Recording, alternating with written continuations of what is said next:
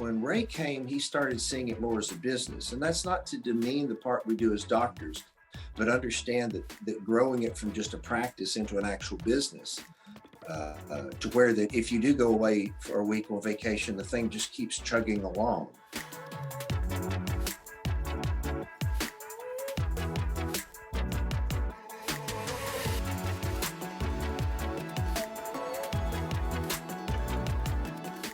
So, Dr. Patterson, thanks for joining us this morning. This is a focus through the generations.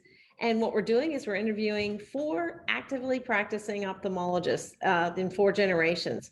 It's a unique time that we have 4 sets of generations that are actively practicing right now. So we wanted to capture that time and get everyone's focus on what they think through their careers and what they've thought through what's happened with us in the last year and just their life in general. So if you'll just introduce yourself to us and tell us a little bit about you and your practice. Sure. I'm Larry Patterson. I'm an ophthalmologist practicing here in Crossville, Tennessee. I've been here, this is now year 33. I grew up with a father who was a preacher who moved all over the country and ended up in West Tennessee, and went to medical school and residency in Memphis, and then moved here. This was my first practice, hung out my shingle and started it from scratch and grew to where it is today. And I was with you back when not long after you hung out your shingle, actually, I think. Yeah, you were probably there close to 5 to 10 years into it. Yeah. Yeah. And your son, Michael, was playing ball on a ball field the last time I Yeah. saw him. And now Yeah, I think we saw him in T-ball or something. It I was did. a And now while he's back. in your practice being a Yeah. doctor. We're going to interview him as well. That's so fun. While we're on that subject, what's it like having your son as a partner? Um, you know, everyone comes up to you and they go, "It must be wonderful having your son as a partner." And it's like, there have been great moments, but man, there have been some tough moments. And Michael will tell you the same thing. It's working with a family member is a totally different dynamic. And it just depends on the person you have. I know some cases where some fathers and daughters work together, and it's the most sweet, loving relationship they have. And we're much more, confrontational and aggressive, and but it's been a very net positive overall. Yeah, it's a competitive world Yeah. between, yes, I've heard that from a lot of I know a lot of father-son teams right now. And I only know actually of one father-daughter team, and that we're going to interview them as well. So it'll be a different perspective to Right. see what happens during that. But I know overall it's great to have him with you. I want to ask you a question. What do you think is the biggest problem facing our field today, our industry of ophthalmology? Uh, you know, so many things right now. Uh, Honestly, we don't have near as many problems as people think. On the positive side, there's a limited number of ophthalmologists and far more people who are going to need our service. One of the biggest challenges we're facing is figuring out how to see all the people, that need to be seen.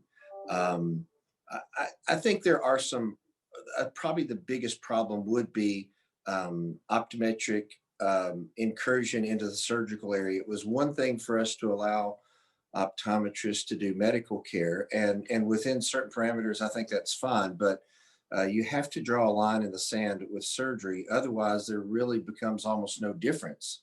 And there was no reason to go to medical school and residency in ophthalmology. So I think that's something ophthalmologists really need to wake up to, and be willing to spend their time and money to fight that. I think ophthalmologists, a lot of them are caught in the catch-22. They know optometrists shouldn't be doing surgery, but on the other hand, they get referrals from optometrists. But if they're not careful, they're gonna find themselves getting bit in the butt, for not paying attention to what they're allowing to happen. Yeah, I have to say, I agree with you quite a bit on that one. And that will be a difficult thing because the referral base, the co-management Mhm. base, but a doctor is a doctor. You go to school for that. You learn what to do in those what if moments that you need to have that, so yeah. And we've encouraged people to do what we've done. Our model has been, instead of having a massive referral base, just to create, purchase, own the referral base. And so we have many different satellite locations that we own. The optometrists work for us. We do get some referrals outside, but the vast majority of our referrals are within our own owned business. And that reduces so many other referral issues that people are having. So, Yes, because you can lose that really fast. mhm, overnight. Yeah, that's a great strategy. I like that. Who or what has influenced your life the most? Um, I'm always hearing stories. People get asked that question. There was always this one person, and I never had that one person. I had so many people, teachers, parents. Probably professionally, though, the person who influenced it most was our administrator, a guy named Ray Mays, who you've met. I have. And Ray's ex-military, ex-marine, and they're just a different breed of people. And I think before Ray came on, I had a practice. I had my small little practice. When Ray came, he started seeing it more as a business. And that's not to demean the part we do as doctors, but understand that growing it from just a practice into an actual business, um, to where that if you do go away for a week on vacation, the thing just keeps chugging along. And we do now have a business that has great worth, and we don't have any interest in selling to private equity, although we've been offered great sums for our business, but we didn't have a practice. They're not interested in buying practices. They're looking for businesses. And when we saw the value outside groups were placing on our business, we realized we had truly achieved that. And we had something of great value way beyond just a practice. Yeah, I agree with you. And I watched Ray build that, and I think he's pretty darn amazing. I remember the first time I met him, it's a little scary, Yeah, but yeah. but really He's amazing. yeah, he's a large guy. He's tall, very muscular, the kind of guy that could bench press most of us, and he doesn't smile a lot, and he's a fairly serious guy. He's a sweetheart though. I've worked with him. I like him a lot. Let me ask you a question. Um, what lesson have you learned from COVID in your practice that you will take forward with you post COVID, if we ever achieve post COVID? Yeah, and interestingly, in ophthalmology management, this last issue, Ray actually wrote an editorial about that. One of the biggest things is just don't run so lean. Have some cash on hand. Um, have a substantial amount of cash on hand. Maybe you have it invested, whatever you have it, but make sure you have access to capital. And cash is one thing, and also lines of credit, things like that. Have stuff available. Because this sort of thing is going to happen again. It may not be COVID, but something's going to happen. We were fortunate to live in a state, Tennessee, that while they locked down surgery for about 6 weeks, elective surgery, they really they considered eye care an essential business because people need to see. We voluntarily shut down for about 2.5 weeks and realized 2.5 weeks into it, this is a mistake. This is a bad idea. This is not helping anyone. And so we reopened. We've certainly had our share of people in the office who've gotten COVID, but I think the pandemic is real. I think it's serious. I think it needs to be given its due respect. But I think wholesale shutdowns of economies and businesses is a bad idea.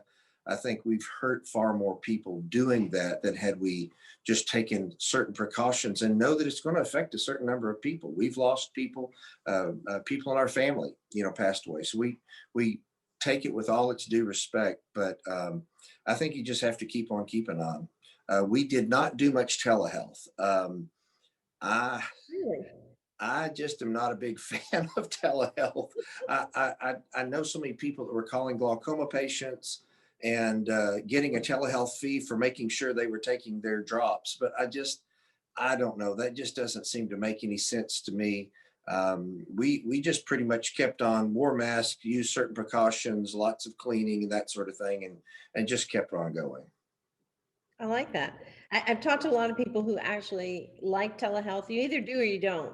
Yeah, And there is an art to it to do it correctly, yeah. uh, and not just do it. but do it correctly. Yeah, I you either have to do it or not. And you know, where we've done telehealth is, for example, we're talking about maybe, for example, we had already done this before this started, but we quit seeing cataract patients after surgery on the first day post-op. After many years of doing that, and I realize it's sort of the standard of care, but we realized we were not really gaining a lot for most people. And I knew some other doctors had done that in the past for years. And so we just call the patient, make sure they're doing okay. We've had virtually no problems with that. And we've been doing that for about 3 or 4 years now. We're beginning to do telehealth for uh, YAG capsulotomy post-ops, just calling people a week later or a few days later and say, how are you doing? Is your vision better? And if they're happy, I've never seen a more worthless visit than a YAG capsulotomy post-op visit. They're almost all seeing better. They're happy. And if they're not, we'll have them come in. So, and these are visits for which you're not getting reimbursed anyway. right. So it's just a matter of calling someone, making a note in the chart, and we'll see you at your next visit. So yeah, trial and error. We'll figure it out, and we'll get a new standard of care as time goes on. We will. I agree. I have one last question for you. How have you seen the technology in ophthalmology transition since your career started? And what do you foresee the technology becoming in the next 15 years? You know, technology is a two-edged sword. On one hand, it's really cool. I mean, I'm an anterior segment surgeon, but I don't know how we could do without OCT. Um, uh, the ability, in fact, any time a cataract post-op comes through and they're not seeing as well as they should, um, I, you know, I don't know what we would do without that. In fact, our techs don't even ask that; they'll just do an OCT. We won't even charge for it. But if the OCT is normal, we know, okay, they're not having cystoid macular edema. Um, and we do in our rural practices, we do a whole lot of retina injections. So for there, it's just a mainstay of it. On the flip side, it's getting where even in our small satellite practices, where there's just an optometrist seeing routine eye exams, they kind of need an OCT too, because they're seeing a lot of diabetic patients that may have retinopathy. And the other side of the sword is these things are expensive. The Some technology has gone down in price, but it's pretty easy to spend 65, $70,000 for a new OCT. And for a small optometric practice, that's really hard to recoup that in fact you may never recoup it. So that's the problem. It's the cost, and sometimes it's the space. We're constantly remodeling our office, looking for new places to put stuff, because you build a practice or you build out a facility and you're just not really thinking about um, stuff that hasn't been invented yet. Mhm. I mean, when I built this particular facility 18, 19 years ago, nobody had an OCT, you know, so all of a sudden you have technology that requires a room. And we're realizing that over the next 10, 20, 30 years, more OCT type things will come about. We just don't even know what they are yet, but they're going to happen. So that both cost and places to put it, I think, are the challenges over the next 15 years. I agree. Is there any words of wisdom you want to give to the new generation, like Michael coming up in this business? You know, we just hired a new ophthalmologist. His name is Andrew Johnson. And again, in the last issue of Ophthalmology Management, he wrote a really neat article that talked about that. Um, I think if I was going to boil it down to one thing, be willing to work.